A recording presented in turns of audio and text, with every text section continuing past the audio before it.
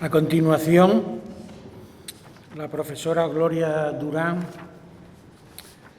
nos va a ofrecer la última ponencia de esta 24ª edición de la Jornada de Historia en Llerena, que lleva por título "De la psicalipsis del Hachelito al Sexadelic de Susana Estrada, la cultura erótica española y su relación con la vanguardia". Gloria Durán es el nombre, tiene el nombre artístico de Gloria G. Durán y es profesora en el área de escultura de la Facultad de Bellas Artes de la Universidad de Salamanca. Aunque está adscrita al área de cultura, ella lo que realiza son actividades en torno al mundo del arte de la forma muy polifacética. No hay que relacionarla con la escultura en sí. Ella tiene un montón de actividades que pasan por la fotografía, el vídeo, el esperpento, edición y publicación del libro, laboratorios de arte, en fin, Ella editó este libro que tengo aquí en la mesa, Psicalípticas, el gran libro del cuplé y la psicalipsis, que marcó un hito dentro del mundo editorial y del campo de las artes en España. Hasta la aparición de su libro, el mundo de las artistas guerreras, de las artistas rebeldes en España, pues era un mundo opaco y prácticamente desconocido. Ella y otras compañeras de ella, como ella, pues iniciaron este esfuerzo para sacar a la palestra y descubrir todo un movimiento artístico impresionante que todavía sigue dando su fruto. Por poneros un ejemplo, pues si queréis conocer mejor aún la obra de Gloria, en lo que está ahora enfrascada, pues los que tengáis oportunidad de ir al Museo Reina Sofía de aquí al mes de marzo, hay una exposición titulada Esperpento, el arte popular y la revolución artística, en la que figura un texto de ella en el catálogo. Le encargaron los miembros del museo que redactara un esperpento y figuran en el catálogo como una especie de introducción. Es una obra, es una creación literaria, es un esperpento en sí. No es un texto que hable sobre el esperpento que creó Valle Inclán, sino que es un esperpento en sí. Y también otra de las actividades en las que está ahora trabajando y que pronto verá la luz, ella cuando redactó este libro, este manual de la psicalipsis en España, pues quedó pendiente la edición de un cancionero de cuplés, porque aquí en el mundo de la psicalíptica aparece toda la nómina de las grandes cupletistas españolas. Bueno, pues ya prácticamente lo tiene en puertas de publicación. Lo va a hacer con formato de fanzine y lo va a hacer inspirándose en una colección de novelas que circuló por España en los años 20 y 30, que se llamaba las novelas de hoy en día. Era una publicación popular, a 30 céntimos se vendían los ejemplares, y bueno, parece que ya ha cogido el entronque con ese formato y se ha decidido a darnos a conocer este cancionero totalmente desconocido, muy fraccionado, que ella ha reunido en torno a las grandes gamberras de la música y de la cultura española. Va a tener diversos capítulos, diversos apartados, uno dedicado a los cuplés de la psicalística, de la mujer vanguardista, de las neurasténicas, las epilépticas, de la mujer dandy, cuplés dedicados a la mujer galante, a las gamberras, a las morfinómanas y cocainómanas, a las ángeles y a las diablesas, a las del mundo al revés, a la jefa de todo y el gobierno cupleteril, otros oficios modernos. Bueno, pues esas serán las tiradas de esta colección del cancionero cupletista, de cuplés pormineristas, que va a ir desde... Pormeniristas. Sí, es una palabra reversada esta. De Ramón Gómez de la Serna. De Ramón Gómez de la Serna. Un gran aficionado a todo lo del cuplé. Y gran amigo de todas estas grandes artistas. Bueno, el cancionero, termino diciendo que ocupa cuplés desde 1899 al año 39, cuando finalizó la Guerra Civil Española. Y sin más preámbulo, le doy la palabra. Bueno, no tenemos presentación, decir, entonces me lo voy a inventar porque voy a tener que improvisar, porque puedo contaros esto. Espera, que a lo mejor lo he conseguido. He hecho un truco aquí un poco, me he metido en una mail que ni conozco, pero... Un momento, es que va lento, pero creo que lo vamos a conseguir. Bueno, voy a ver si... Lo primero, muchísimas gracias a Francisco por estarnos cuidando tan bien, ¿no? Que estamos aquí súper a gusto y que a este pueblo tan bonito, que la verdad yo no conocía cuando me invitaron, no conocía ni el nombre, he de confesar, y estoy fascinada de lo a gustito que estamos. Yo quería hablaros de este título un poco barroco que nos quedó al final, porque, bueno, ya lo cuento, yo puse un título, pero te pareció demasiado pop y le dimos un toque así como más academicista y al final quedó una cosa un poco extraña, pero a mí me ha venido muy bien porque he articulado lo que no sé si os voy a contar o os iba a contar, a partir de ese título, ¿no? Que tiene cierta confusión, porque ya sabéis que la vanguardia histórica, tanto la histórica como la no histórica, la contemporánea, la conceptual, la de los años 60, siempre ha tenido como cierta, no todos, pero mucho, cierta idea de cierto como trascendencia, ¿no? O sea, piensas en los encuentros de Pamplona del 72 y todos se tomaban a sí mismos como muy en serio. Entonces la erótica siempre se quedó un poco de lado. La vanguardia histórica es otra cosa, pero la erótica entró muy fuerte en el futurismo, por ejemplo. Incluso Marinetti tiene un libro reeditado por la colección Los Contemporáneos en los años 20, que se llamaba Mafarca. El futurista, y es una cosa francamente desagradable, es Marinetti se hizo fascista y el libro es muy bruto, y yo os recomiendo que lo leáis para quizá entender un poquito más la verdadera naturaleza del fascismo, ¿no? Del futurismo.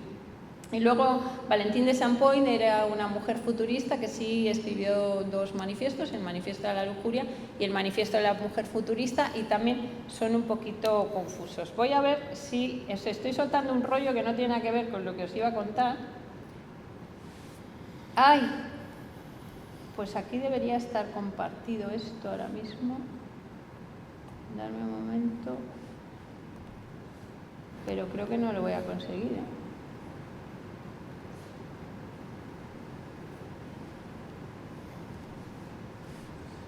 Porque lo he compartido aquí. A ver, compartido.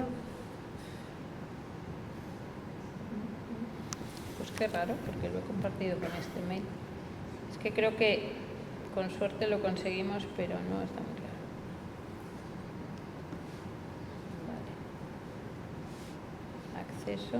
Es este, el mail, biblioteca Arturo Azul, Gmail. Vale, pues entonces no lo entiendo porque lo he compartido 12 de marzo de 2015. Que está al revés a lo mejor. Ordenar, ¿cómo le doy la vuelta al orden? Me sale lo último. Ahí está. Lo he conseguido.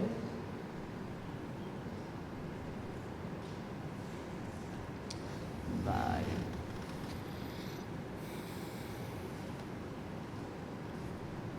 Bueno, pues empiezo a contaros mientras decide arrancar, que por lo menos ya veis el título, así que no hay que perder la esperanza. No hay que perder la esperanza, pero bueno, os intento contar y luego vemos todo de golpe. Eso es buena estrategia. Qué buena estrategia, ve hablando y luego lo vemos. Sí. Bueno, lo primero, me interesa como este título, ¿no? De la Sicalipsis de Chelito a la Sexadelis de Susana Stradivali. Vamos a empezar por partes, ¿no? La Sicalipsis es como la gran palabra que de hecho hoy discutíamos que todo lo que hay escrito de la Sicalipsis genérico, tanto en la Real Academia de la Lengua, que pone picardía erótica, la Sicalipsis no es erótica, tiene parte, pero no es solo erótica, o sea, no es solo pornografía.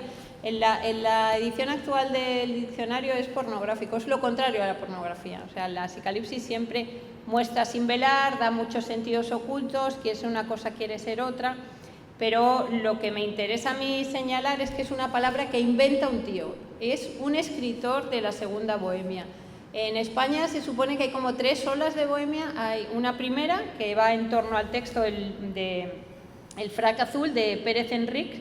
Este es un texto de 1854 aproximadamente y gira en torno a la Revolución de Julio de 1854, por lo tanto tiene mucho que ver con, digamos, un sesgo muy politizado. La Segunda Bohemia, que es tremendamente afrancesada, muy decadente, viene de toda la tradición del dandismo decimonónico, que ya reconoceréis a Alejandro Saba, que se supone porque yo creo que es una invención también, que Luces de Bohemia, el libro de Valle Inclán, está inspirado en Alejandro Saba. En parte sí, no totalmente. Bueno, estas serían como 3 publicaciones que de algún modo pueden acercarnos a las 3 olas de la Bohemia. La del frac azul nos interesa poco, Iluminaciones en la sombra mucho, y Troteras y danzaderas, que es Ramón Pérez de Ayala, anuncia de algún modo la tercera ola, pero realmente la tercera serían más los ultraístas y toda la gente que gira en torno a Rafael Cansinos Asens, el Café Colonial y, digamos, el libro del movimiento VP, que yo no sé si lo habréis leído, pero lo recomiendo encarecidamente. Es el primer y último libro de vanguardia española en el que se nace y muere la vanguardia de un solo golpe de Rafael Cansinos Asens, que es brillante porque fue el promotor y al mismo tiempo el que se la carga de algún modo. Es un libro maravilloso del que no voy a hablar y me quedo en Troteras y danzaderas. También nos hace sentido porque presenta todo este submundo urbano del cuplé, la Sicalipsis, etc. Este es Alejandro Saba. Me interesa esta foto porque de algún modo, de modo casi casual, veis ahí detrás está Charles Baudelaire. Charles Baudelaire es un poco el artífice de todo este aparataje en torno al dandismo, que se ha nombrado, me ha gustado mucho lo de los estetas, yo no lo sabía, lo voy a buscar, porque claro, los dandis se declaran andróginos de la historia, de algún modo el sentido del dandismo. Yo hice la tesis de mujeres dandis, pero realmente no me valió la palabra mujer y no lo usé, lo llamé dandismo y contragénero, porque el dandy no es ni hombre ni mujer y las mujeres que se hicieron una vida en dandy, digamos, y fueron dejando huellas en dandy, porque un dandy vive, como Alejandro Saba, que decía, señor, usted escribe literatura, yo la hago, yo la vivo. Es un poco esto. Y este es Félix Limendous, el tipo que se inventa la palabra Sicalipsis. Me he referido a Luces de Bohemia, también Valle Inclán tiene todo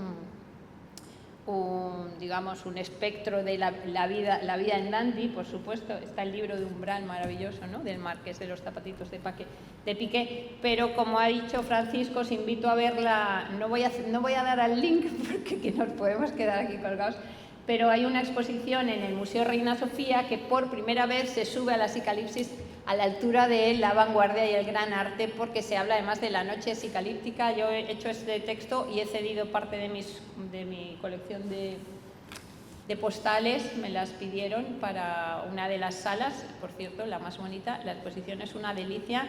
Investigan el esperpento como una potencial nueva corriente vanguardista española, que aglutina un modo de ser y estar en la ciudad que hace mucho sentido con toda la galaxia de la Sicalipsis. Este es el libro de Marras, y de todas estas, ahí veis una mujer galante, que ahora vamos a ver por qué es una mujer galante. Estas dos, ambas primeras, son de la revista Las Mujeres Galantes, que es donde aparece el término, ahora lo vamos a ver, y la otra es la Chelito, que es con la que me voy a centrar un poco en la presentación de hoy sobre la Cherito. Aquí es un misterio permanente, ¿eh? Es que tengo muchas fotos y pesan un montón porque muchas son scans buenos que usamos para el libro. Pero bueno.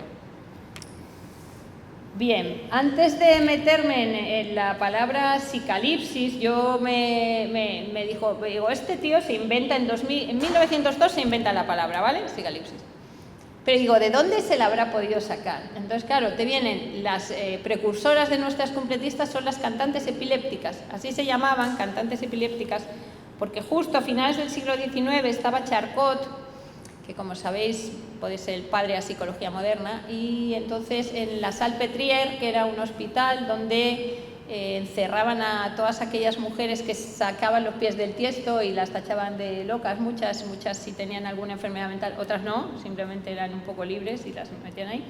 Entonces él era un tío, Charcot, que tenía un sentido de la publicidad muy alto para conseguir dinero para su hospital, y entonces lo que hacía los martes convocaba a artistas, intelectuales, a diferentes estamentos sociales de ese París del siglo XIX, y hacía una suerte de demostración donde sus mujeres, sus locas, mostraban al mundo un espectro infinito de posiciones del cuerpo bastante novedosas, donde se demostraba tanto que estaban un poco para allá como que Charcot tenía las herramientas de hipnosis y de diferentes estrategias supuestamente para curarlas.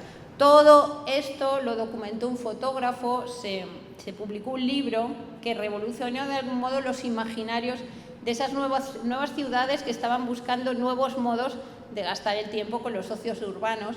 Tener en cuenta que las ciudades, tanto París, Madrid, todas ciudades, digamos, grandes ciudades, de final del 19 a principios del 20, la explosión demográfica es un disparate.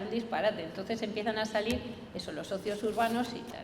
Cuando aparecen todas estas mujeres que en los nuevos bares cantan, bailan, muchos de aquí habréis visto la maravillosa película El Moulin Rouge de Huston, que está bastante bien retratado, toda esa vida de ocio nocturno. Tampoco sé si os acordáis, pero el Moulin Rouge, cuando acaba la de Toulouse-Lautrec, dice algo así como hemos muerto de éxito, ¿no? Ya somos famosos, ya tenemos que comportarnos bien, ya no podemos estar tan locuelos y ya no es lo mismo. Estas mujeres, que se llamaban cantantes epilépticas, son las abuelas de nuestras cupletistas, y de hecho la más famosa de todos, Fornarina, lo que cantaba ella eran traducciones directamente del francés. Estas son de las más famosas. Yves Gilbert os suenará por los dibujos de Toulouse-Lautrec, Polaire, que es mi favorita, tenía la cintura como una avispa, y esta es la Bella Otero, que era una cantante epiléptica. Esta es una postal suya que está como... la Bella Otero tiene muchas postales que está como así en trance, que son maravillosas. Ella era muy famosa por el cakewalk, que era un baile que se hacía así, también era un poco epileptoide, y por ser una cantante epiléptica. Bien, pues os quería leer aquí otros nombres de epilépticas: Teresa, Yves Gilbert, Madame de May, Bonaire, Jeanne Blanche y Polaire. Eran consideradas o extremadamente gordas, o extremadamente flacas, o extremadamente musculosas, de algún modo una exageración o una negación de las convenciones de un físico femenino. Casi todas ellas cantaban canciones cómicas con alusiones sexuales y con dobles sentidos. Su físico nada convencional les aseguraba la licencia cómica en términos de repertorio. En particular, Yves Gilbert, esta de los guantes largos, intentar recordar el dibujo de Toulouse-Lautrec de esta mujer larga, pelirroja, así, tiene una autobiografía maravillosa donde ella dice que conscientemente quería parecer así, que estaba a punto de desmayarse en el escenario, que era como cantaba ella. ¿Quién le escribía las letras? Las letras se las escribía toda la vanguardia parisina. Dice, las letras de Yves eran los intelectuales que se reunían en el Chat Noir, que era el café que Picasso deseó conocer, pero cuando llegó ya no estaba. Esto nos está dando muchas problemáticas, ¿eh? Ay, ¿sabes lo que vamos a hacer? No lo voy a... No, aquí lo hemos perdido. No lo voy a poner en grande porque el sistema se carga mucho peor. Vale, conexión sí tenemos. Vamos a ver. Y aunque lo veamos así pequeñito, por lo menos algo vemos.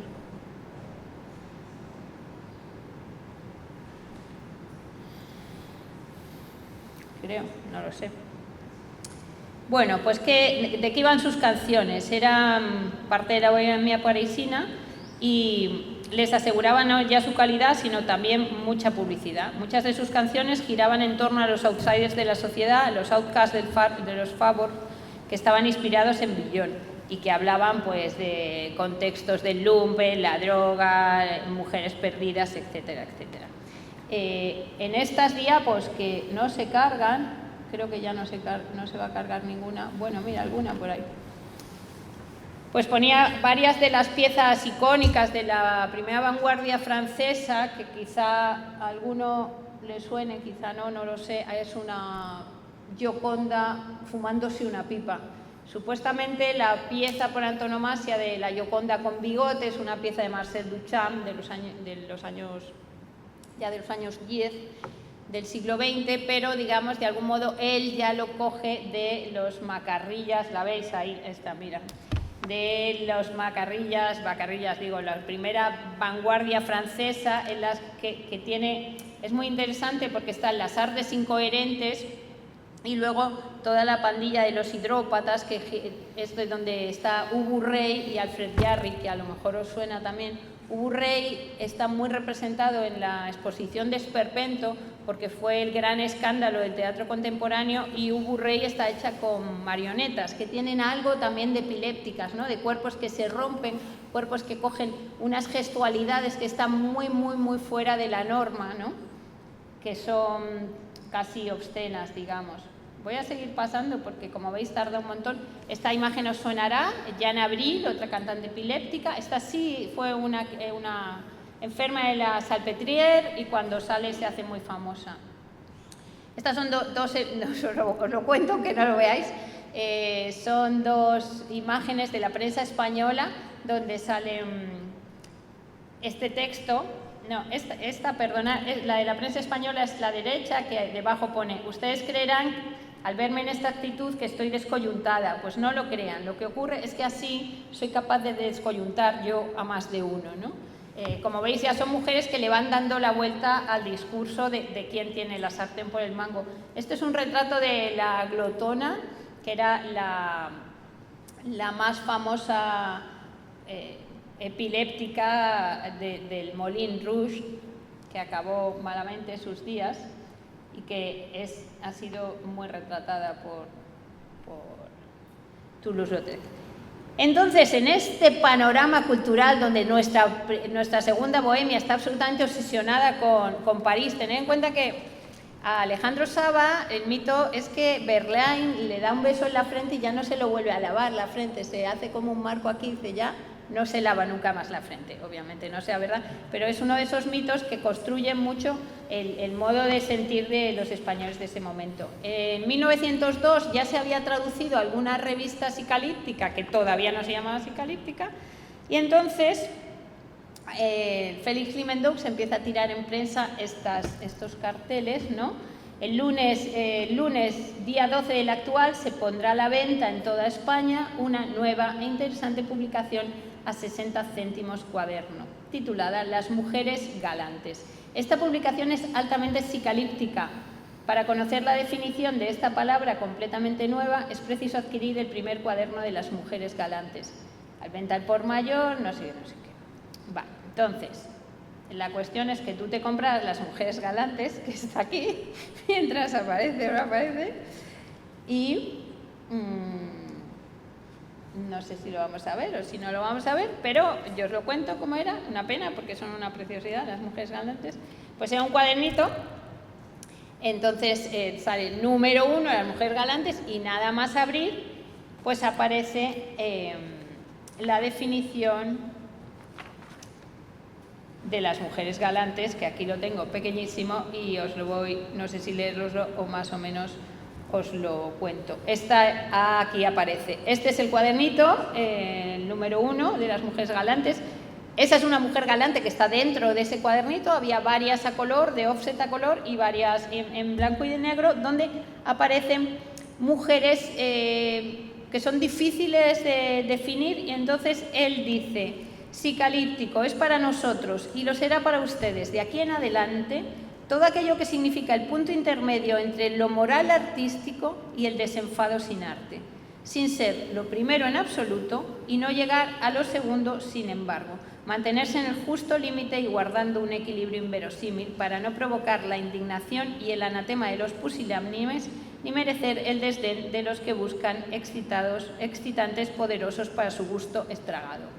Estos excitantes poderosos de su gusto estragado obviamente es la gente más culta que necesita algo pues un poquito más intenso, pero no pierden de vista ampliar públicos para como de algún modo simular que representan como desnudos artísticos, ¿no? Esta frase, ahora investigando la transición y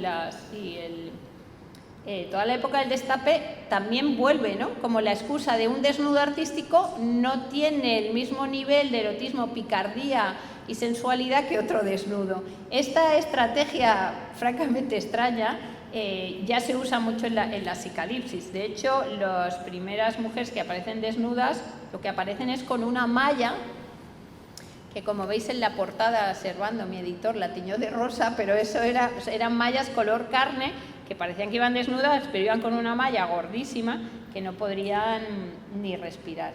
A ver si tenemos suerte. Aquí es lo que os he contado, mira, y aquí ya tenemos varias mujeres galantes. Son de una creatividad pasmosa. Hay una que va vestida de hombre y que fuma y nombra a Mademoiselle de Maupin, que es un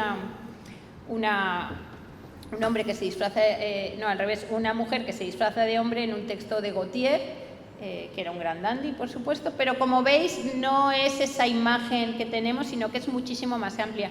Toda la galaxia de la galantería dieciochesca y el ars amatorio se recupera de algún modo y se inventan modos de ser mujer infinitos. Esto, ¿qué más? Hay muchísimas. Yo tengo un compendio de muchos cuadernos de las mujeres galantes y son absolutamente fascinantes, como estáis viendo, unos colores preciosos, ¿vale?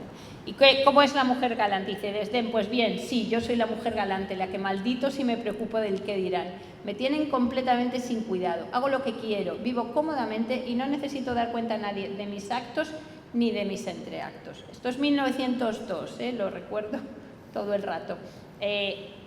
Sí es verdad que era un mundo como de hombres, hecho para hombres, pero que generó un nicho de oportunidad para un montón de mujeres para inventar otros modos de estar en el mundo. Casi era como un descubrimiento constante, ¿no?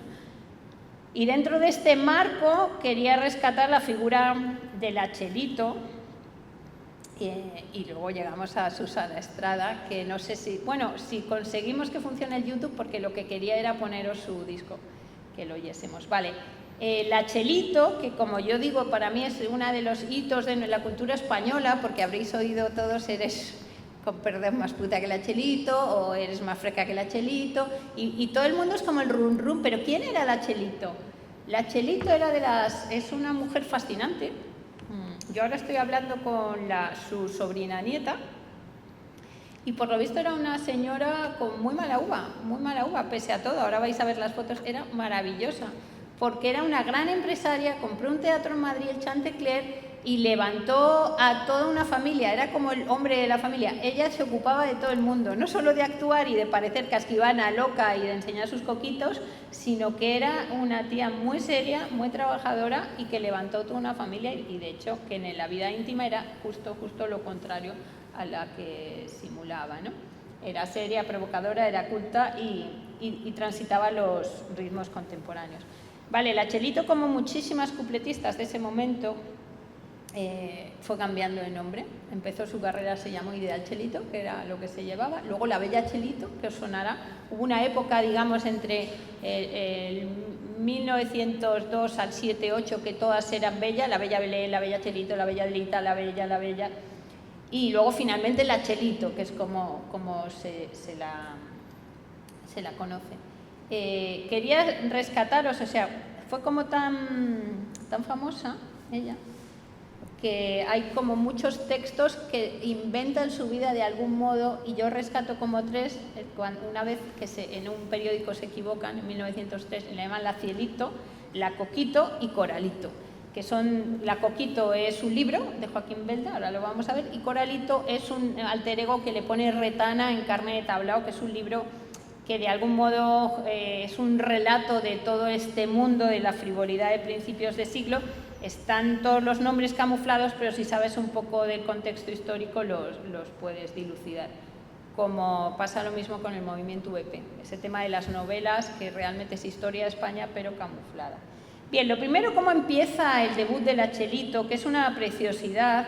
El debut de La Chelito lo cuenta Ramón Gómez de la Serna en la biografía de Azorín, ni más ni menos, Azorín, el neurasténico eterno, ¿no? ¿Y qué cuenta? Pues que estaban Azorín y el propio Ramón Gómez de la Serna en casa del papá. Dice, por las noches, algunos hombres del año del 98, de la generación del 98, ya sabéis que eran como muy cenizos estos, llevados por Rodríguez Serra, iban a la tertulia de un militar retirado que se llamaba don Isidro Portela. Portela es como lo tengo yo escrito, hablando con la nieta, es Portella, pero está equivocado pues todo, porque ves Portela por todos lados, pero Chelito era Portella. Padre de una bella muchacha que iba a debutar, acto heroico, con luces de posible éxito literario, con algo de pronunciamiento liberal y rebelde que merecía la expectación íntima y secreta de algunos escritores, con responsabilidad en la alborada del siglo. Es texto de Ramón Gómez de la Serna, os lo digo porque él, ya sabéis cómo es este lenguaje suyo, a mí me fascina. Una inquietud había en el gabinete moderno, con cortinas de escenario casero, y la niña predilecta de la casa asomaba, ya por la puerta, con risa de actriz que se asoma por las rendijas de los camerinos. Los modestos y tímidos escritores veían en aquella mujer una compañera de luchas contra el oscuro presente. Todas iban a romper paredes de aburrimiento y espesuras y alentaban a la familia con entusiasmo ditirámbico de jóvenes para que la jovencita se atreviese a dar el salto al proscenio. Consigue debutar, ¿no? Azorín, Valle Inclán, Ramón Gómez de la Serna, van todos al debut de La Chelito. Los astrónomos filósofos de la nueva estrella estaban radiantes de alegría, pues en aquella seducción de la gloria por La Chelito había ya un buen augurio de lo que les podría suceder a ellos después de debuts más constantes, largos y costosos. Formado grupos de versados a la salida del teatrillo, miraban con insolencia aquel público que había aplaudido la revelación, pero que no sabía hasta qué punto ellos habían previsto que la gracia de aquella artista tenía el ritmo que correspondía a la sincera alborada de un siglo. Un ritmo, esto es una belleza, de mayor despertamiento y con más audaz quererlo decir todo. De algún modo ellos ya ven que estas mujeres van a ir como abriendo un campo hacia una España nueva, ¿no? Mucho más fresca y divertida. Esta es una de las fotos que más me gusta. Yo tengo una super colección de fotos de La Chelito. Hay muchísimas. No hay ningún libro de La Chelito todavía. Debería escribirlo, no sé si me animaré, pero yo estoy fascinada con esta. Esto es una portada de Nuevo Mundo, como veis, que parece casi de los constructivistas rusos, ¿no? No sé si sabéis esa pieza de Rodchenko así gritando como la revolución está cerca, compañeras, vamos para allá. Esto es una portada que a mí me gusta mucho porque, como si veis, esta es una edición del 63 con un texto de Natalia Figueroa que recupera su figura. Esta es de su tiempo, se publicó, yo no recuerdo la fecha, pero en 1912-13, que es la primera cama turca española, y la veis ahí ella tirada y divina. Pero lo que más me ha llamado la atención es que cuando se publica la primera vez han borrado parte del archivo, y si veis allí, si hay una niña, ¿no? Una niña pobre, donde de algún modo sí ves ese Madrid, ¿no? Ese Madrid casposo, remendado y con brillos, ¿no? Ese Madrid que quiere inventarse como con mucho glamour, pero no puede salir de lo que realmente era Madrid a principios del siglo, que es el encanto, ¿no? Para que veáis cómo está este país, este es el archivo de La Chelito, se vendió en todo colección por 4.000 euros, no sé a quién y no sé de qué manera. Pero digamos que su legado está por ahí esparcido cuando de algún modo yo creo que ella sí debió como organizar toda su memorabilia y la cantidad de actuaciones que hizo y la cantidad de archivo, ¿no?, de ese material efímero que está desperdigado ahora mismo, ¿no? Igual que Tórtola Valencia lo tiene organizado en Tarragona, pues este no. Bueno, cuando ella por fin, como habéis visto, nos cuenta Ramón, debuta, uno de sus primeros teatros es el Teatro de la Calle Carretas. Ahí no lo veis, pero ahí en una esquinita, que lo veis más pequeño de lo pequeño, bueno, ahí hay un cartelito que pone la Fornarina y la Chelito juntas en el teatro, en el nuevo Teatro Romea de la Calle Carretas, que era como los centros del género chico y del género ínfimo también. Y aquí se publica un artículo también en 1910, os leo parte, ¿no? En la prensa del momento, esto nos lo cuenta Isabel Clúa en el fundamental, si os gusta el tema, Cuerpos de Escándalo, de 2016, nos habla de los públicos masculinos y gritones. La referencia a la hemeroteca la maneja, es anterior a 1915, pero cuando estrena es 1903 y el público que frecuentaba el nuevo Teatro Romea era de 1903. El nuevo Teatro Romea era decir de Pedro Errépide, que era ¿cómo se llama?, el narrador de la Villa de Madrid. En su libro Las calles de Madrid era el baluarte del género chico y estaba en la calle Carretas, en el centro neurálgico de las noches madrileñas del cambio de siglo. Será este teatro, el nuevo Romea, en el que retrata Diego de Maraña, en este artículo que os enseño, el Madrid Galante, una sección del Romea, para la psicalíptica revista Vida Galante, en el número 203. Maraña escribe: Cielito se retorcía como epilépticamente, dirigiendo los ojos hacia arriba, cogiéndose pellizquitos de las faldas. Después, es otro texto, ¿verdad?, después se adelantó hasta las baterías y, recogiéndose las faldas hacia atrás, dejó tirante la tela que cubría el vientre, marcándose la encantadora línea, encogió algo y, levantando los ojos al cielo, dejando escapar suspiros voluptuosos, movió pausadamente el vientre como una experta gozadora. De algún modo, como veis, el retrato que se construye públicamente era, que aquello era el no va más de la locura, la lujuria, la voluptuosidad, pero luego hay cuplés muy divertidos en los que ella llega a pueblos. Hay uno que se llama Mi debut en provincias, hay dos versiones, una la creaba, porque ellas se decían creadoras porque creaban todo un espectáculo, pero el cuplé no era solo, digamos, lo que se cantaba, sino cómo movías el cuerpo, cómo te iluminabas y cómo generabas toda una galaxia, era casi el arte de la performance, ¿no? Hay uno muy divertido que se llama Mi debut en provincias y hay varias versiones, pero normalmente hay una suerte de agradecimiento de las mujeres que al principio no quieren que sus hijas vean a la cupletista, que no la mires, que te vas a contagiar. El tema del contagio está completamente transitando todo el sistema, pero al final, cuando el marido supuestamente vuelve a la casa tremendamente fogoso y aquello es maravilloso y fantástico, y entonces el cuplé acaba diciendo que vuelva la Chelito lo antes posible porque nos encanta que esté la Chelito por aquí. No voy a darle al clic, quería poneros un poco para que escuchaseis su voz. Hay muy poco grabado de la Chelito también, una cosa bastante rara, de Fornarina y más, la Chelito y muy poco. Y aquí podéis oír su voz, pero por ahora no me quiero arriesgar a perder esto, así que voy a seguir con Joaquín Belda, que es uno de los escritores de Los Indeseables, ¿no? Para que os hagáis una idea, los que se suponían indeseables eran los que vendían mucho, ganaban mucho dinero y no paraban de escribir, y a la pandilla del 98 y incluso a los del 14 les llamaban los unamunos, ¿no? Eran los unamunos, los Pío Baroja, que no ganaban un duro, y estos que se forraban, y que eran muchos, y la verdad que muchos de ellos muy buenos escritores. Este es Joaquín Belda. A mí de Joaquín Belda hay 1000 cosas que me encantan, 1000 cosas que no me encantan mucho porque era un poquito misógino, pero escribe muy bien y sus cuentos son muy divertidos.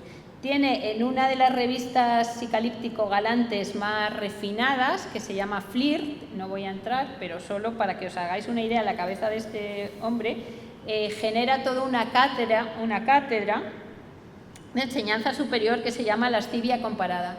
Y durante toda la década de los años 20 que se publica Flir, él tiene una columna que es lascivia comparada, entonces va generando una especie de universidad de lascivia para donjuanescos lectores en la tradición más de Casanova. Ellos recuperan todo el rato este modo del abate libertino dieciochesco, no del Don Juan más o menos chungo o de cutre de barrio, sino como de cierto cosmopolitismo así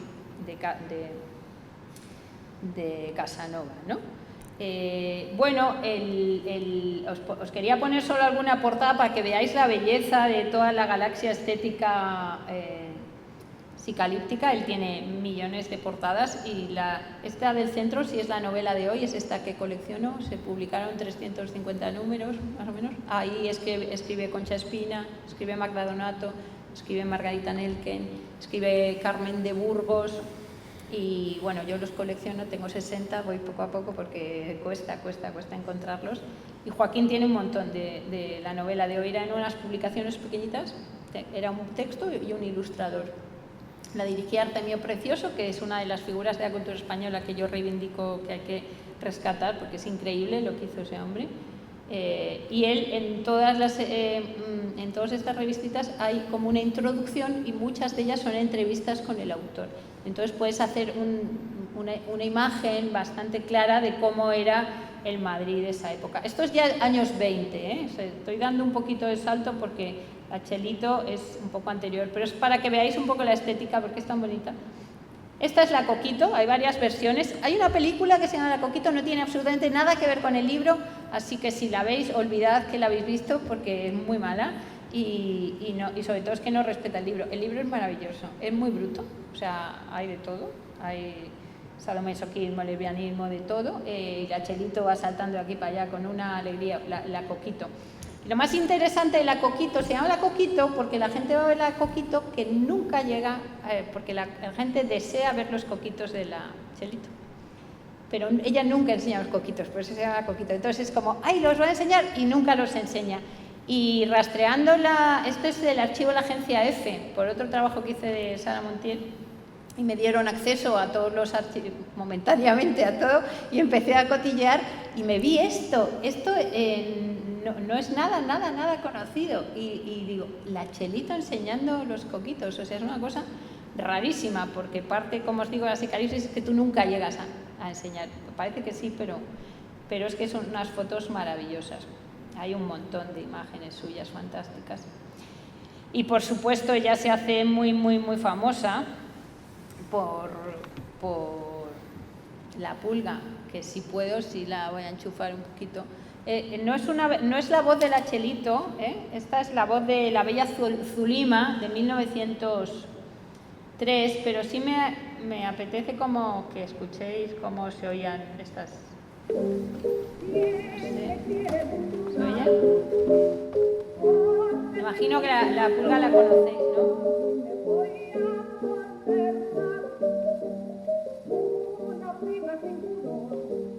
¿Se oye?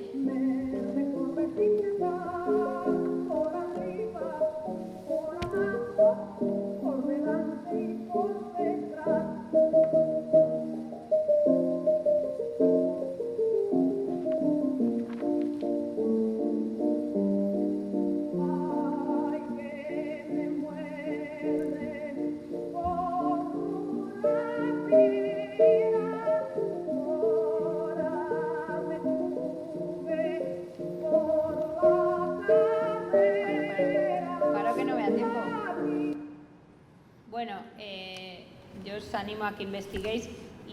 Normalmente la publicitación de estas canciones se hacía así, era como el proto-videoclip. Como veis, ella se va desnudando, ¿no? Arriba, en dorado, está parte de la canción y tú conforme te comprabas las postales, normalmente eran 5, aquí falta uno, el Toribio, que es la que he cedido a Reina Sofía, cuando vayáis lo veréis, que está ella con un muñequito que saca la lengua. La mete y la saca con tales artes que todo el mundo encanta, etcétera, etcétera. Todas tienen ese doble sentido, ¿no? Ese no nombrar pero decir. Y esta era la publicitación de la Chelito cantando La Pulga. ¿Y qué dice Carlos Fortuny, que es el alter ego de Álvaro Retano? Dice: la pulguista salía con una bata incongruente y protestando el picor del atrevido insecto durante su persecución, caza y muerte, despojándose de la referida bata, el corsé y los pantalones hasta quedarse en camisa. Una amplia camisa que hoy podría servir de traje de noche para algunas damitas honorables. Siempre Retana está sacándole punta a esta construcción de la Chelito. Este Retana, que para todo este mundo de la recuperación estamos ahora con su correspondencia, que también es otra línea de investigar este tema, curiosa. Y por último, y ya os lo leo rápido, Coralito, que es como la nombra Álvaro Retana, este es el libro, Carne de Tablao, la Chelito divina, yo cada vez tal, y decía: Coralito era sinónimo de pecado escénico nefando y exquisito. Era la personificación del horror irresistible y la seducción definitiva. Era el enemigo por antonomasia de la tranquilidad, el hogar y el régimen. Su presencia en las tablas cuando bailaba la rumba, la rumba de la Coralito, ocasionaba sobresaltos, terremotos, congojas y vivas a la República del Amor. De Coralito podía decirse que era una Eva 100 veces más tentadora que la primitiva y que justificaba no solo que Adán probase una manzana, sino hasta una pera. Puede que su mayor hechizo consista en ser tan adorablemente femenina porque Coralito poseía los serpenteos y las felicidades de la mujer 3 veces mujer. Cuando la reprochaba sus desabillés, que tan nocivas eran a la moral pública, Coralito solía responder con su dulce sonrisa de colegiala. Y aquí, típico de Retana, un alegato a que ella, Coralito, al ser tan sugestiva, contribuía a la reproducción de la especie, ya que sus maridos, tras verla, se portaban con sus esposas, que era de agradecer. Como veis, esta idea un poco bipolar entre una atracción y repulsión irresistible, ¿no? Como una tensión entre lo que se desea, lo que se reprime y lo que se desea más precisamente porque se reprime. Un cuplé que quería poneros y una anécdota que me parece absolutamente maravilloso. Picasso estaba absolutamente obsesionado con la Chelito y entonces Sabartés en un libro cuenta como una noche, ¿no? Una vez a eso de mediodía voy a buscarlo a su casa, a Picasso, esto lo cuento luego. La noche anterior él había ido a ver a la Chelito al teatro y me recibe su madre y me conduce a su cuarto porque él no se ha levantado todavía. Entró muy tarde la noche anterior, dibujó hasta altas horas de la madrugada y luego leyó como de costumbre hasta vencerle el sueño.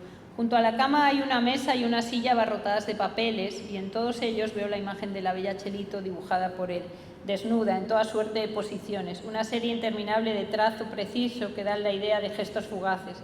El hechizo de la bella bailarina cupletera se apoderó de él hasta embrujarlo y no ha tenido más remedio que trazar esos dibujos para quitarse de encima la obsesión. Decía que estaba poseído por el espíritu de la Chelito y hay un teórico que a mí me gusta mucho, Michael North, que dice en Camera Works, dice que primero fue el corte de pelo de la Chelito y luego llegó el cubismo, que fue la obsesión de Picasso con la Chelito y ese pelo suyo, que como habéis visto es un poquito así, cubista. Entonces me gusta mucho esta idea que primero está la vida y luego está el arte. Esto es siempre así, pero no siempre se refleja así.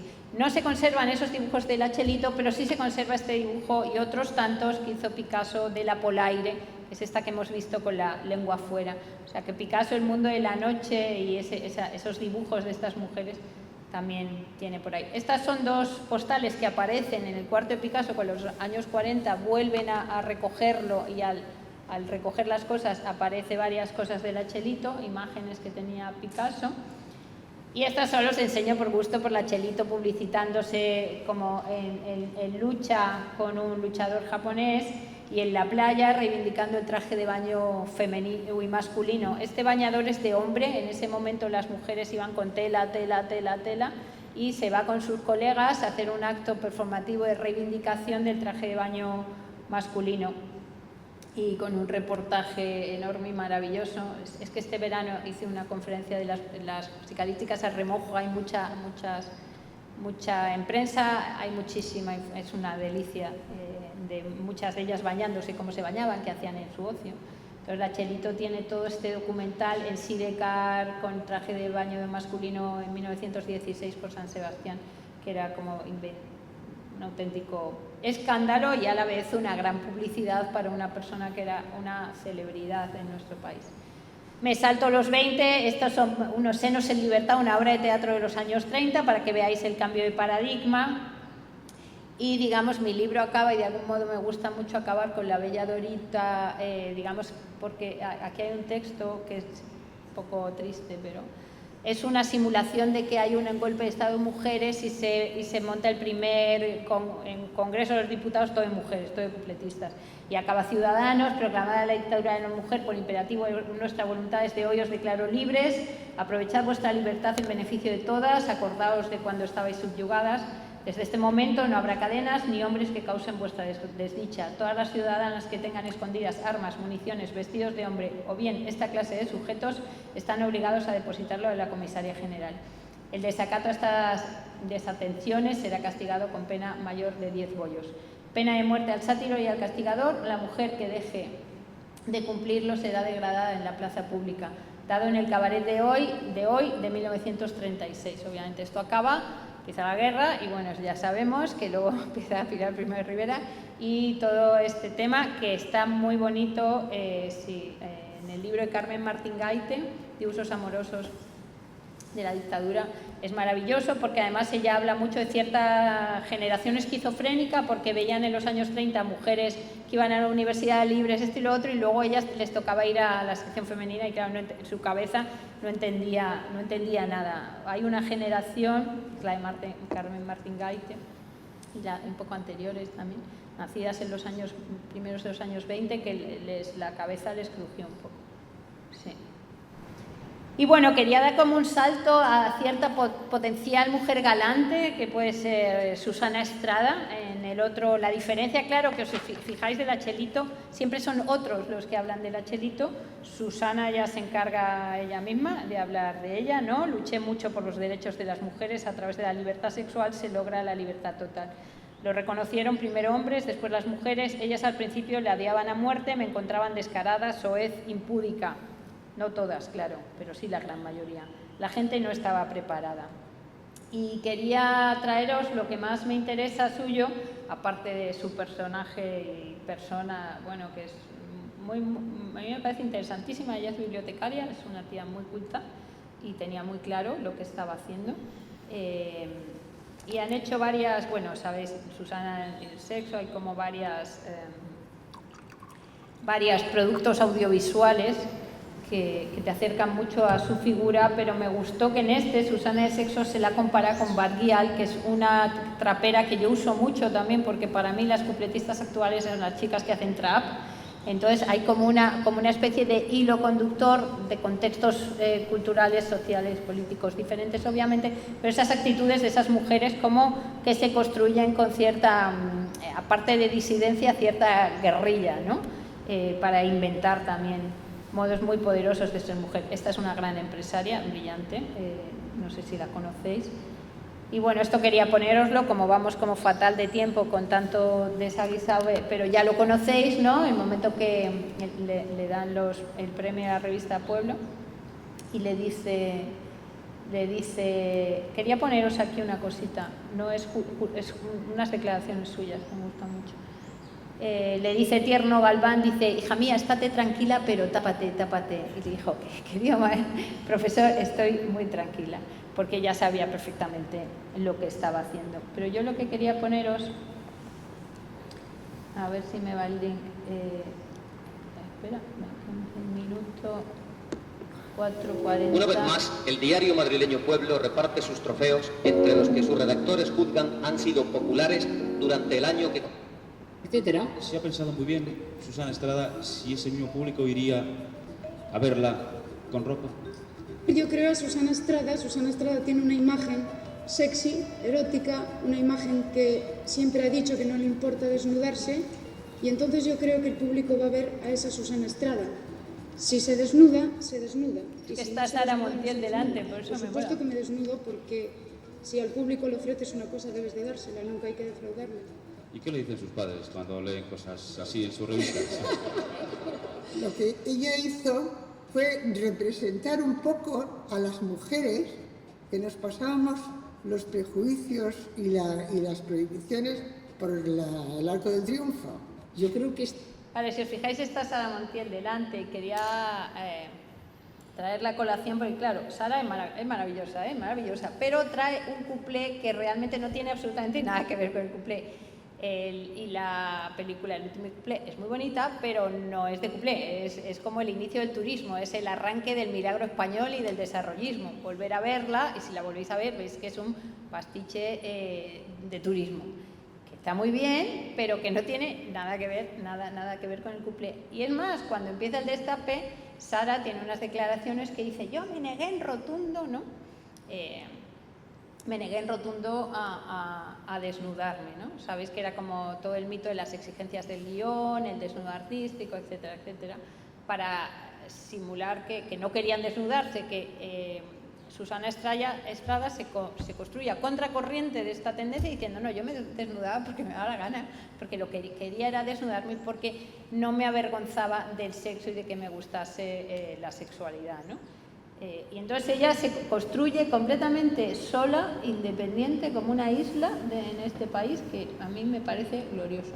Me interesa mucho recuperar esta foto al mismo tiempo que esta, que es de la Plaza del 2 de Mayo, como representa ese momento de la transición, de cierta arranque de la libertad, y que se ha recuperado para repensar el relato de nuestra historia de la vanguardia, con este chico, que además ahora también comisaría la Esperpento, se llama Germán Sánchez Labrador, dirigió actividades públicas del Museo Reina Sofía, ahora está en el CSIC, es un investigador brillante y tiene este libro, Poéticas de la democracia, imágenes y contraimágenes de la transición, que inspira, no os lo he puesto aquí, pero una exposición, no sé si está aquí, no, que me parece fundamental para entender el cambio de paradigma en el relato de la historia del arte español, que se llamó Poéticas de la democracia, en el Museo Reina Sofía, y contrasta como esa imagen de modernidad que se pretendió generar en el 72 también, pero en la Bienal de Venecia,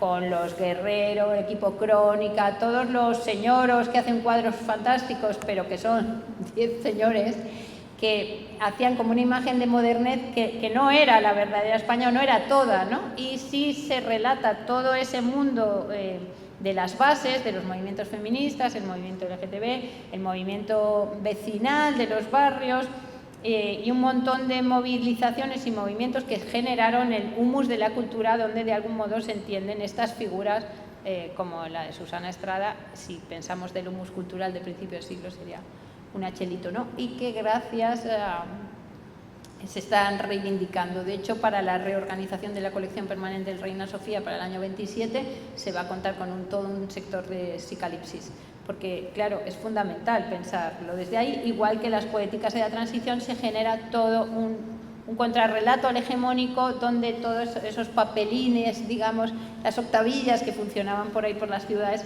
cobran un papel muy importante. Hay otro momento que se recupera ahora la figura, que me parece destacable, porque fue en el programa de Mercedes Milá con Paco León y Susana Estrada, y entonces Mercedes Milá trabaja con esta chica, Inés Hernán. Si hablamos de vanguardia, para mí el podcast esto que tienen estas chicas se llama Saldremos Mejores, y su compañera, que es Nerea Pérez de las Heras, tiene este libro, Feminismo para torpes, que para toda una generación ha sido fundamental, porque es verdad que creo que muchas veces se habla de feminismo sin haber leído una sola línea sobre feminismo, y creo que es importante este tipo de personajes públicos españoles. No sé si la conocéis, es brillante, y digamos Inés Hernán, que es la que hace ahora el programa, no lo voy a pinchar tampoco porque creo que no tengo tiempo y prefiero poneros una canción, pero de algún modo sale, ¿no? ¿Qué se decía de era el pendón nacional? No es que me gustara más que a ti el sexo, cosas que dice ella en la entrevista con Mercedes Milá, ¿no? Más que a cualquiera, simplemente no me avergonzaba del sexo, había una doble moral terrible, esta mujer ha sido un faro en la niebla de diferentes ideas, ¿no? Y le procesaron 14 veces por escándalo público hasta quitarle el derecho al voto. De hecho, hay un momento muy bonito en el que Mercedes Milá recupera la primera entrevista que le hacen en el año 78 con Isabel Tenalle, en la que Mercedes Milá confiesa que a ella no le interesaba nada, que le parecía una mujer objeto, una tía petarda, una idiota, y entonces la conversación es muy violenta y muy extraña, y Mercedes Milá públicamente le pide perdón y le dice, no entendía absolutamente nada, era una petarda, iba de moderna. Y claro, Susana Estrada dice, yo es que cuando os vi decía, pero ¿de dónde han salido estas tías? ¿De qué colegio de monjas? Entonces es esa paradoja patria, que yo la sigo viendo muchas veces, que gente que se considera ultramoderna, pues luego resulta que tiene unas ideas un poquito enquilosadas, ¿no? Dice, ¿y qué pensó Estrada de ello? Me alucinaron, yo decía, ¿de dónde han salido estas dos? ¿De dónde se han escapado? ¿De qué colegio de monjas acaban de salir? Revela la actriz, ¿no? Y bueno, yo llegué al personaje de Susana Estrada por la música. Aquí os pongo al final, me adelanto, pero vuelvo. Esto es un canal de radio que tengo en el Museo Reina Sofía, que es mi canal de Radio Psicalipsis, y voy investigando el término, ¿no? Y el segundo capítulo, que se llama De la nebulosa a la voluptuosa, ahí me presentó Thais Bielsa, que es con quien lo hice. Hacemos un recorrido por las pioneras de la música electrónica.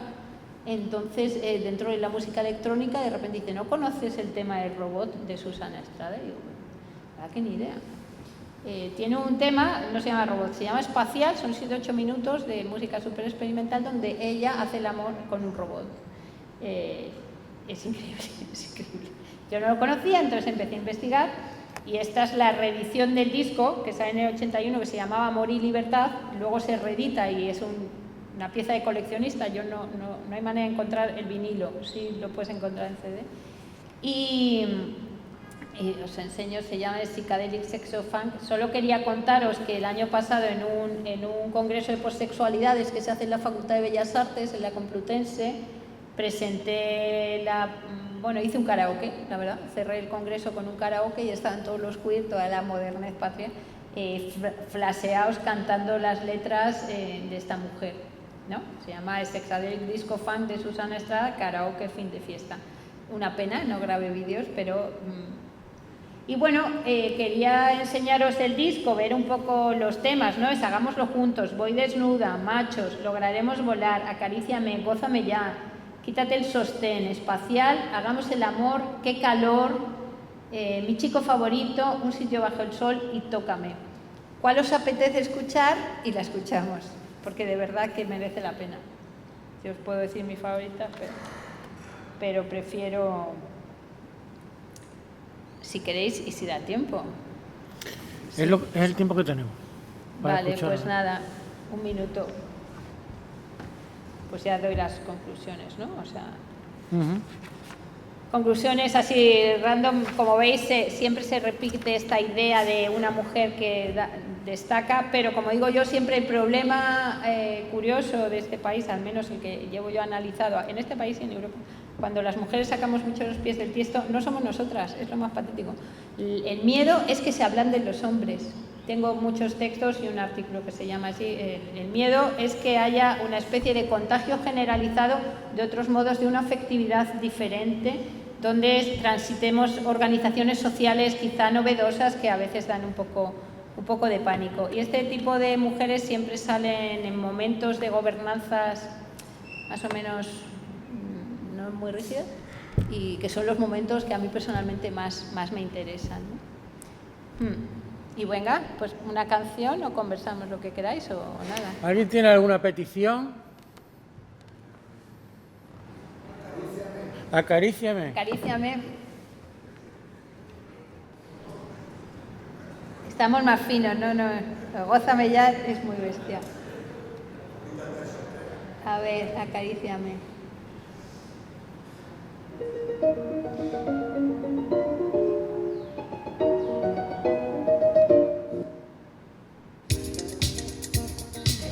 Funky del bueno, ¿eh? Ya el productor os digo quién era.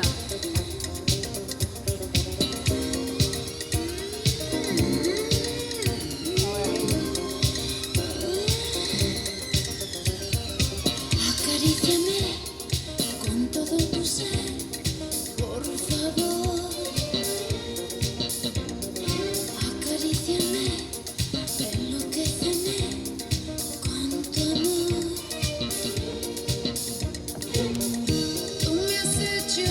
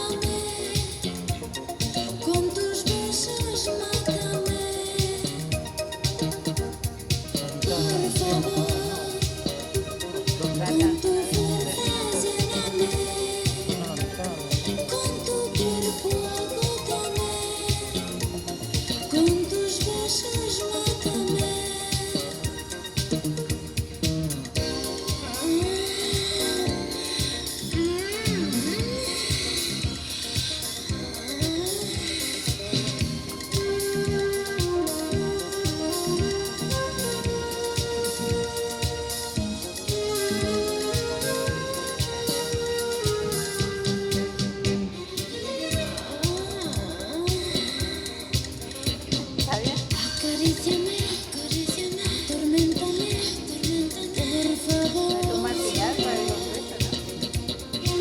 Acaríciame, acaríciame. Bueno, escucharlo en casa tranquilamente, como veis, merece la pena. Y voilà. Pues muy bien, muchas gracias, Gloria, por tu trabajo tan ameno, tan divertido, tan potente. Y según marca el programa, tenemos ahora un tiempo para el debate. Tanto Geoffrey como Gloria pues están a vuestra disposición por si tenéis que hacer alguna apreciación, alguna pregunta, algún comentario. Quien quiera intervenir, que levante la mano y le acercamos el micro inalámbrico.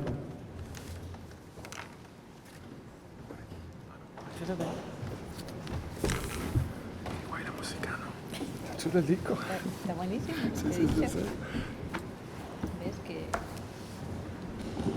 suena músico? Es que suena Sí, sí, sí, no, es eso.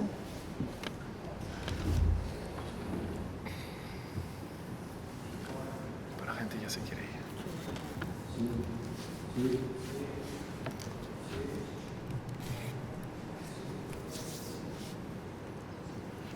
Sí, sí. Bueno, la pregunta para Geoffrey. Yo quería ¿qué hay de cierto en ciertos tratamientos que se daban también a los homosexuales en la época de Franco? Si eso es verdad, tratamientos como corriente eléctrica, lobotomía, y si eso se practicaba también en cárceles como las que han mencionado de Badajoz, Huelva y demás.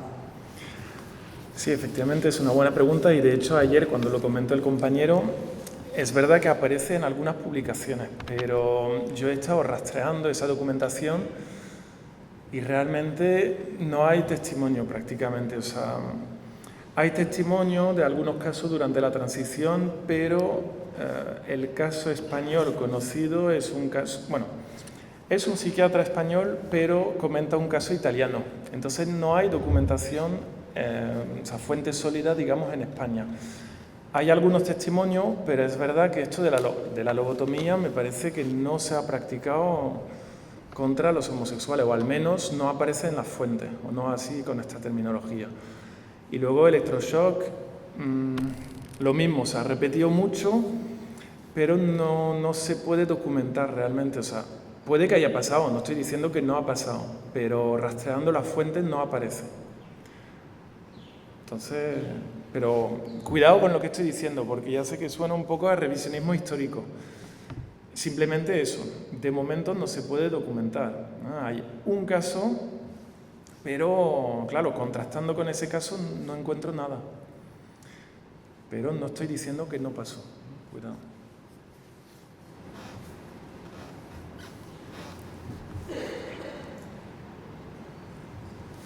Hay una pregunta por ahí. Perdona, tiene la palabra Julián y luego usted, ¿vale? No sé.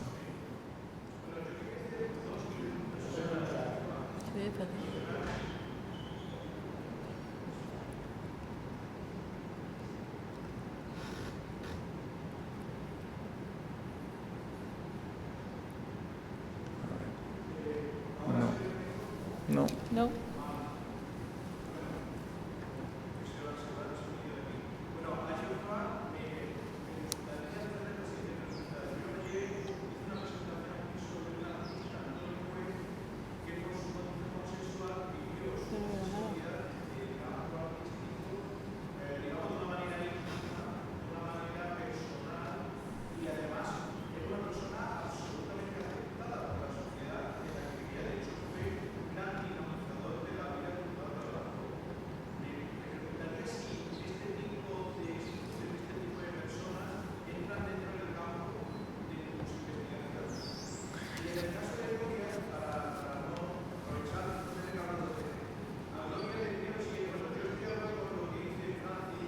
que, ¿sabes lo que pasa? Que yo oigo bastante mal y no te oigo.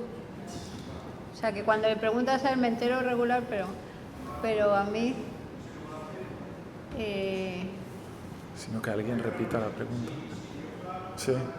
Si lo oyes tú, Sí, me sí, traduces. lo oigo un poquito mejor. A ver, ¿cuál es la pregunta para Gloria entonces?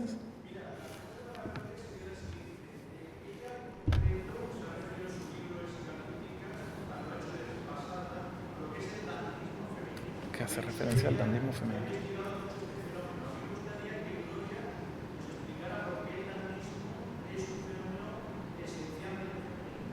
¿Por qué el dandismo? No, yo no he dicho eso nunca, ¿eh?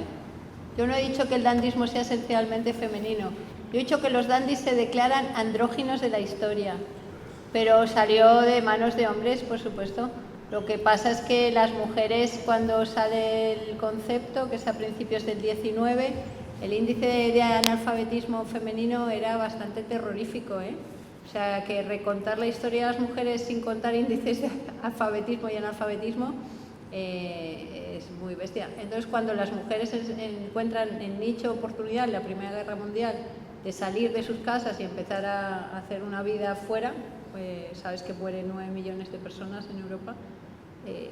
Ellas, muchas intelectuales también, grandes fortunas americanas y grande gente del lumpen proletario, sabes tú que los fenómenos culturales siempre son las clases más altas y las más bajas, ¿no? Hay como dos vías de escape extrañas y ahí surgen cosas nuevas. Estas mujeres leen literatura del siglo XIX. La literatura del siglo XIX, libro que cojas, libro que hay dandy, ¿no? Hay esa construcción a reverse, o sea, contracorriente. Lo único que paquetiza el dandismo es una cosa que yo trabajé con un concepto de autonomía de mi maestro, de Jordi Claramonte, que es la autonomía moderna, que de algún modo aglutina y es el decir no, es ir contra las normas, sean estas las que sean. En el siglo XIX las normas de la división de géneros, esa dicotomía hombre, mujer, público, privado, era de una rigidez espeluznante. Entonces toda la literatura se construye en contra de eso y inventa personajes que transitan los límites, las fronteras, tanto de géneros como de vidas, como de países. Son seres como Oscar Wilde les llama, no desarraigados, como arrancados de sus raíces y puestos en otro lugar. Ellos son cosmopolitas del mundo, andróginos y seres con etiquetas confusas. Dentro de esa posibilidad de vivir, muchas mujeres cogen esa posibilidad, pero no para nada es esencialmente más femenino. De ser algo es esencialmente masculino. Lo que pasa es que las mujeres, cuando se construyen como artistas intelectuales, tienen que inventar estrategias de supervivencia y una de ellas es esa, es que no te etiqueten, es desdibujarte, desdefinirte. Pero mi tiro al aire de las cupletistas como dandis es porque yo las transito como protopunkis, como mujeres que dicen no, yo no quiero ser el ángel del hogar, yo no quiero tener una familia, yo no quiero ser respetable en un momento dado, y juego con esas fronteras extrañas también, ¿no? Dentro de la infinita literatura que hay sobre el cuplé, que es un poco ñoña, mucha. Pero tienes que ver cada vez que te acercas a un texto cuándo se escribe, dónde se escribe y quién lo escribe, porque claro, la historia es muy flexible. Bien, y yo te contesto entonces, porque la verdad es que, claro, yo escuché tu presentación, pero no conocía al artista. Lo mismo, te diría que hay un sesgo clasista importante, o sea, que sí que algunos artistas fieles al régimen podían vivir, y no te digo libremente, pero sí que podían vivir en una especie de subcultura, y se sabía, bueno, que algunos eran homosexuales y no había realmente problemas legales. Pienso, por ejemplo, ayer se comentó el caso de Juan de Orduña, homosexual, famoso y celebrado por el régimen. O sea, bueno, hay una especie de representación cripto-gay en su cine de los 40 y luego pues sí que pudo hacer las películas que quiso hacer, dentro de los límites de la época, obviamente. Luego ya, claro, si hablamos de artistas más de baja categoría o de clase humilde, efectivamente pues no ocurre lo mismo, pero sí que hubo una especie de subcultura del mundo artístico y ahí que había cierta vida relativa LGBT, diría hoy. ¿Vale? Ya ha pasado 50 años,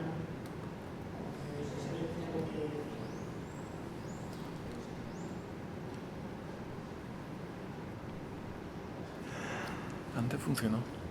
Sí. Antes sí, cuando habló él. No, ahora no. Ahora. Sí, ahora. No, así. 50 años de la ley, en la que se puede investigar cualquier otro sitio. En algunos sitios es tan terrible lo que pasó que no se permita todavía abrir archivos libremente. Quizás por eso mismo. Entonces, yo lo que me pregunto es que quizás por eso esté todo tan oculto, tal vez porque algunos funcionarios también tuvieran, porque pasa exactamente con los religiosos, hace tantos años, no vuelvo a repetir que lo que pasó fue tal y tal. Y sin embargo, en la iglesia, no quería decir que no, pero es que aquí no parece que los homosexuales hayan reivindicado aquello que pasó, o si lo han dicho esto de la lobotomía y estas cosas, no se atreven a decirlo, quizás por el miedo a que pueda ocurrir en Internet, que también pasa.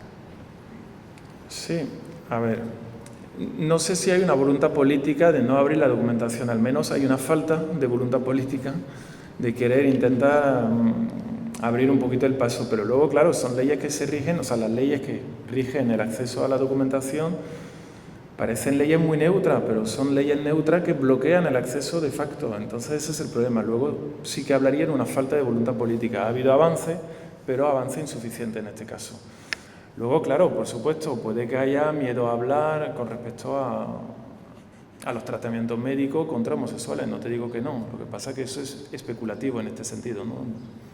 Yo trato de basarme en fuentes sólidas, pero es insuficiente de momento, digamos. A ver, una última intervención. Sí, la chica, me parece.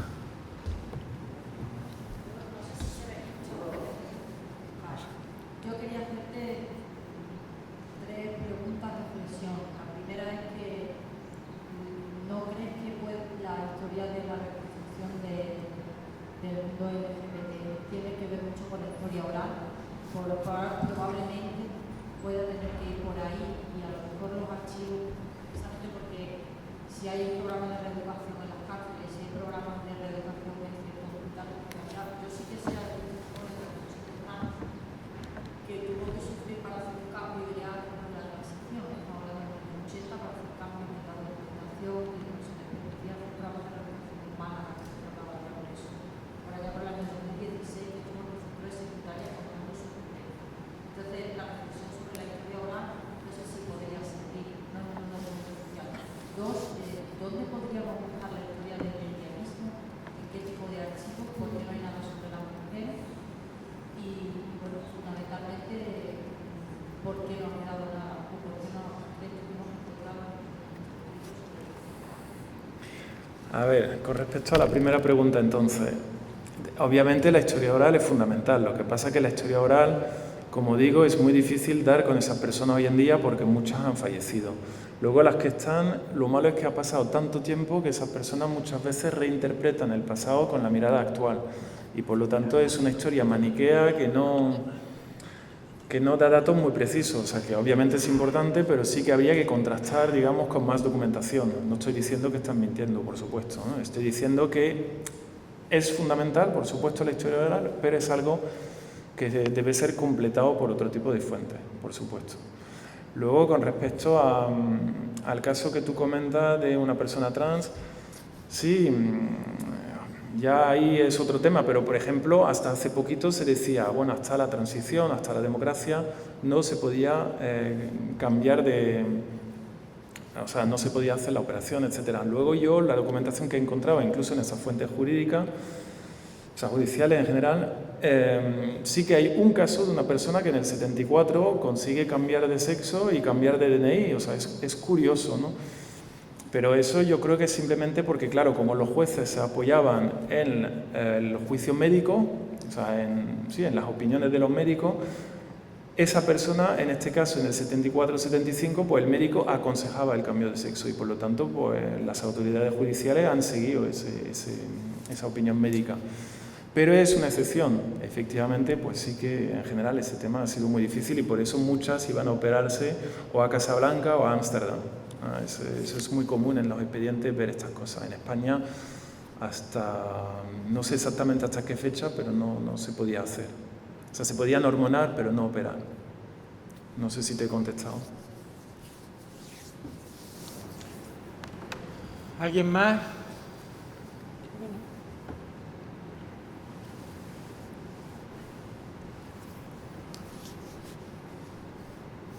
¿Nadie tiene ninguna pregunta, ninguna intervención? Bueno, yo quería preguntarle a Gloria cómo ve el panorama actual referente a estas punk y gamberras dentro de la cultura española. ¿Qué futuro vislumbras tú? ¿O nos hemos quedado en Susana?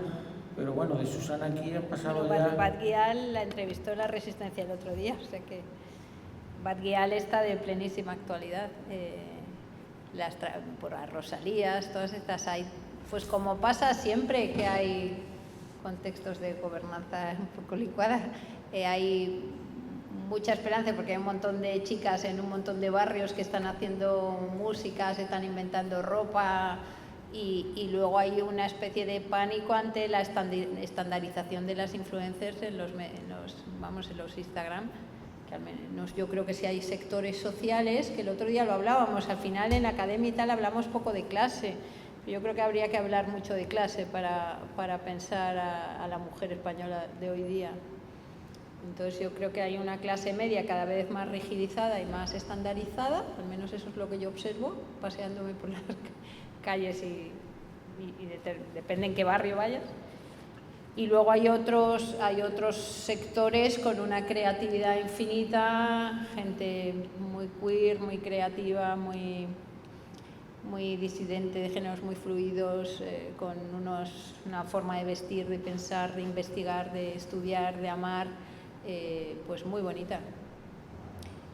Pero como siempre son las dos tensiones, la rigidización, estandarización de un montón de mujeres que yo veo que son muy consumistas, están todo el rato pensando en el pelo, en el cutis, en la perfección, en cierta idea inasible de esa utopía de la perfección y transitan eso en sus vidas todo el rato. La perfección de la alimentación, la perfección del deporte, la perfección de todo, de los hijos ideales. Eso lo veo, está creciendo mucho esa estandarización. Y luego veo muchas líneas de disidencia, claro, que son las que a mí me interesan.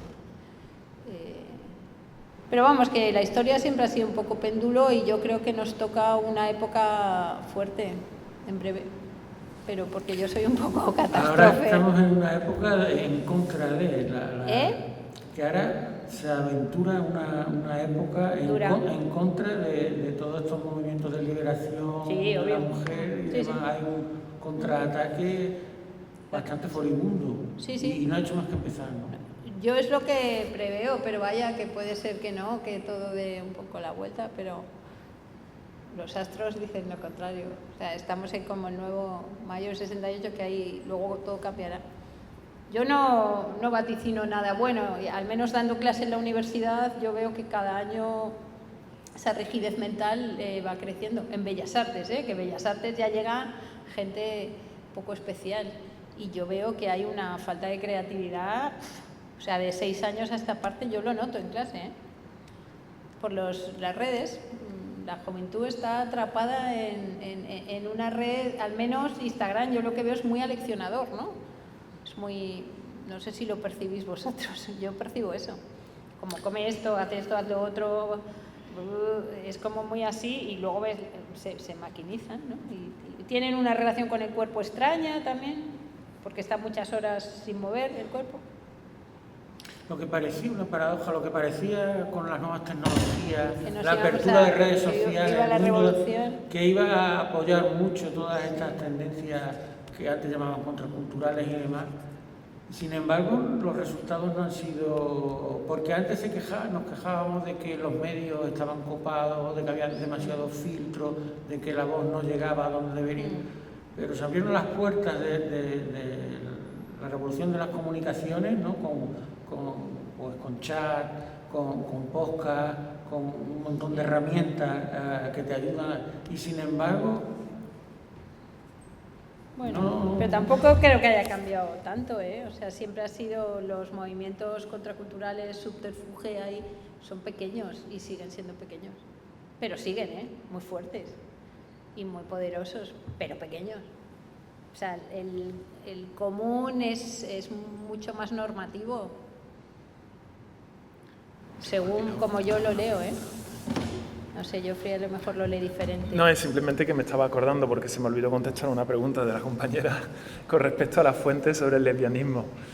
Y estaba pensando, y efectivamente lo que comentaba antes, ¿no? Que en estos fondos documentales pues no hay prácticamente nada sobre las lesbianas, simplemente porque tenían modos de vida distintos.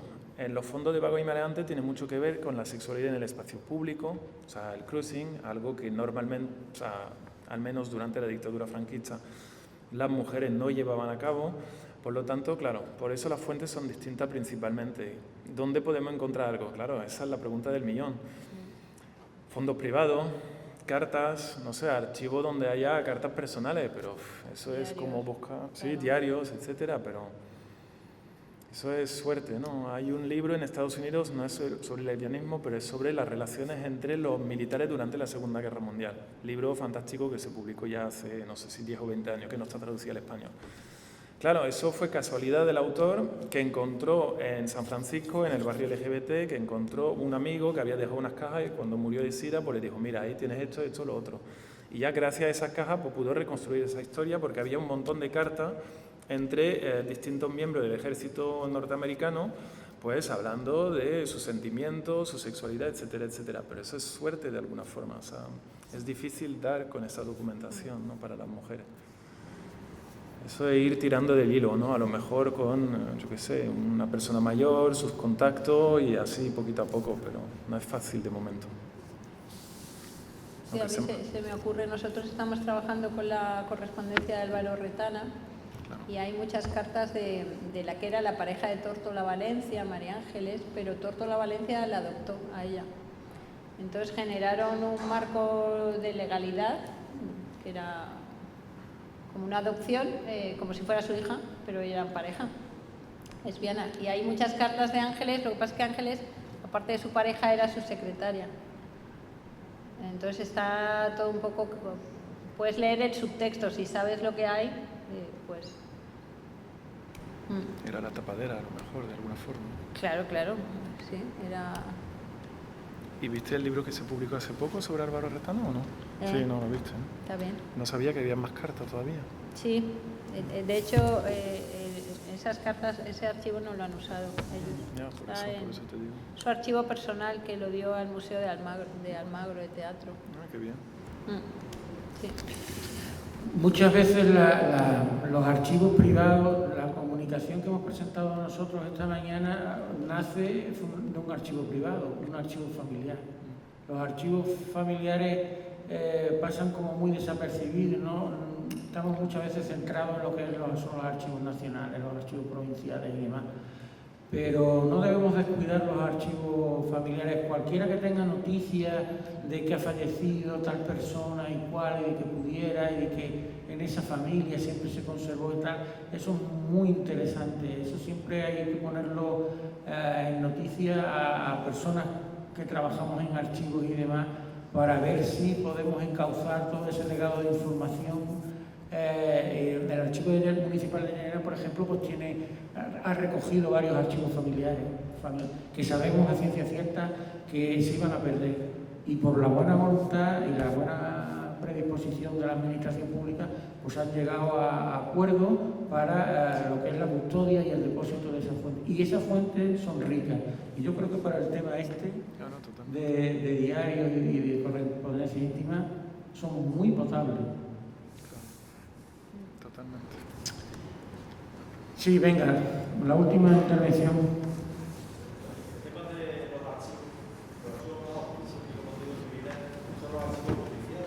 Claro.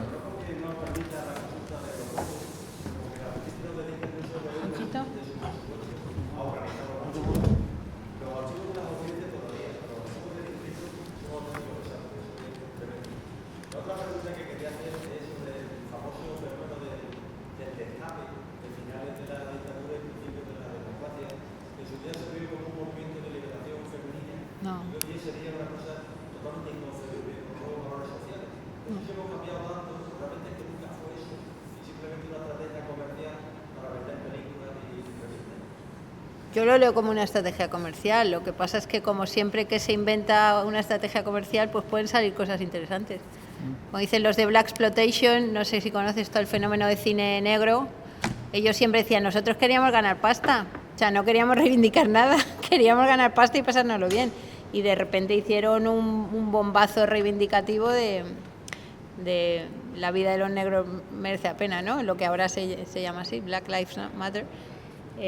Yo nunca lo vi como algo liberador, lo vi como un producto de señoros para señoros, como el humor de Pajares, de señoros para señoros y todos contentos, pero no, para mí no es liberador. Otra cosa es eso, que en esos contextos siempre pasan cosas.